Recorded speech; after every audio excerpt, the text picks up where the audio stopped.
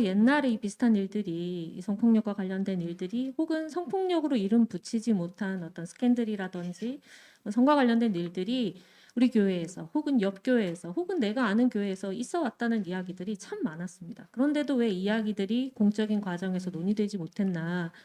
저는 먼저는 교단에 무관심이 있었다라고 생각합니다.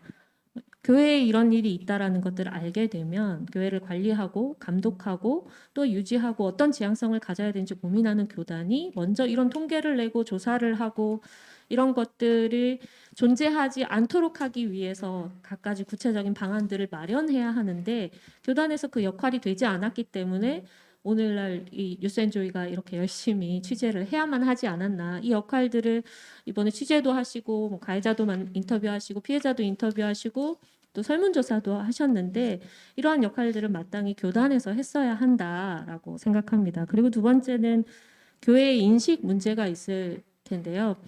교회에서는 어떤 성폭력 피해를 입은 사람이 나에게 이런 피해가 있었어요라고 말하면 그 피해에 대해서 주목하기보다는 이 피해가 이야기됨으로 인해서 우리 교회에 어떤 피해가 있을까? 목회자에게 어떤 위기가 찾아올 수 있고 우리 교회에 어떤 분란과 어떤 싸움이 일어날 수 있고 혹은 어떻게 수적으로 교회가 줄어들거나 어떤 피해를 받을 수 있을까에 훨씬 더 많은 걱정과 더 많은 집중을 하고 있었다 그동안은. 그래서 성범죄 자체보다 오히려 피해 사실을 공론화하는 것을 더 죄악시하고 더 문제해왔던 교회 안의 분위기, 그런 인식들이 이런 이야기들이 진작에 공론화되고 문제 해결을 위해서 논의하는 것들을 방해해 왔다. 네, 그렇게 생각합니다. 그리고 또 하나는 피해자들이 교회에 대한 불신, 교회에 이런 이야기들을 해봤자 교회가 피해자 중심으로, 힘없는 사람 중심으로, 아픈 사람 중심으로 이 일들을 잘 해결해 줄까라는, 그렇지 않을 것이다라는 그동안의 경험들 혹은 그런 불신들이 이 이야기들이 공론화되는 것들을 굉장히 막아왔다. 부활도 완전히 죽어야지 그 이후에 진짜 부활이 있지 않습니까? 근데 성폭력 가해자가 완전히 이 사건과 끊어지지 않고 개인사의 이유로 혹은 건강상의 이유 혹은 또 다른 선교의 일을 핑계 삼아 자진 사임했다가 그 가까운 곳에서 바로 옆에서 혹은 바로 그 자리에서 다시 계속 목회를 이어가는 경우들이 너무나 많습니다. 그것은 그 목회를 잠깐 멈추었다고 해서 그것이 책임을 졌다 혹은 자숙의 기간을 가졌다고 보기는 저는 매우 어렵다고 생각합니다. 왜냐하면 그것은 본인의 의지로 자진으로 사임하면서 다른 핑계를 댄 것이지 그 사건에 대해서 피해자가 받은 피해에 대해서 책임을 진 것은 아니라고 생각하기 때문입니다. 먼저는 분명한 징계가 이루어져야 피해자의 회복의 과정을 시작할 수 있다라고 생각합니다. 그래서 교단이 조금 더 적극적인 의지를 가지고 가해자가 정말로 다시 자숙할 수 있도록 또 본인의 스스로의 기간을 돌아보고 정말 진정한 그리스도인으로서 다시 돌아올 수 있는 시작을 하기 위해서는 조금 더 무관용적인 징계와 분명한 징계가 이루어져야 다시 새로운 시작을 꿈꿀 수 있다라고 생각합니다.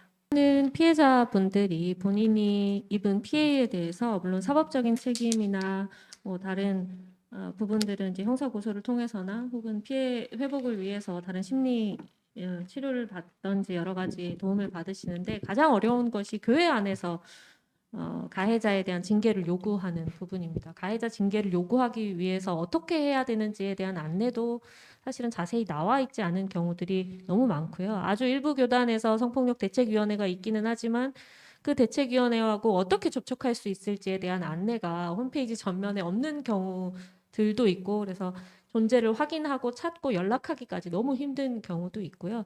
거기 대책위가 있으면 다행이지만 대책위가 없는 경우 어디다 고소를 해야 될지 몰라서 한참 방황하다가 노회나 지방회에 해야겠다라고 지방회에 연락을 해서 일단은 과정을 모르시니까 내가 이런 경험이 있다라고 이야기를 하면 구체적인 고소의 방법에 대해서 혹은 거기서 피해자가 받을 수 있는 보호의 권리에 대해서 이야기하기보다는 본인이 확인해 보겠다라고 하고 그냥 끊고 무마한다던가 그리고 나서는 고소에 대한 절차가 진행되지 않았기 때문에 징계를 할 수 없다라는 이야기를 하는 경우들도 있고요. 또 만약에 노회에다가 어렵게 피해자가 고소장을 제출한다고 해도 그 교회 안에서 노회 안에서 이루어지는 재판 과정이 피해자 굉장히 많은 어려움과 또 다른 부담감을 감당해야 하는 경우들이 많습니다. 먼저는 뭐 재판 비용부터 비용이 발생해서 피해자 본인이 감당해야 하는 경우도 있고요. 또 하나는 재판을 위해서 구성되어지는 재판위원들이 피해자가 안전하다고 느낄 수 있는 같은 성별이 있느냐 그렇지도 않고요. 주로 남성 목회자들에 의해서 이루어져 있고 그분들이 또 대부분 가해자와 굉장히 밀접한 관계에 있는 경우들이 많습니다.